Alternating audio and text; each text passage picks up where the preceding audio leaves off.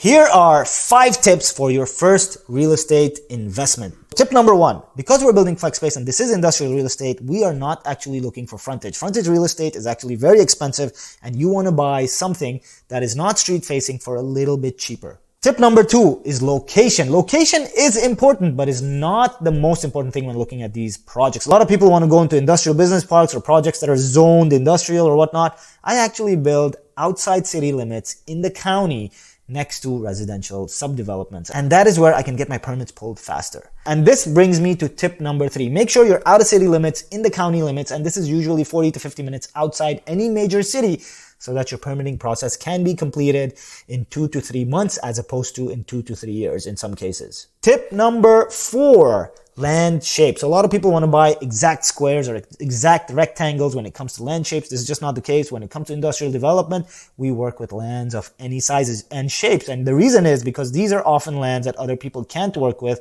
but we can design beautiful flex space projects on them and we can get them for cheaper. And finally, tip number 5, which is most of these lands may not have utilities to the actual land. The only thing that's important when developing flex space is actually power. Just make sure you have power.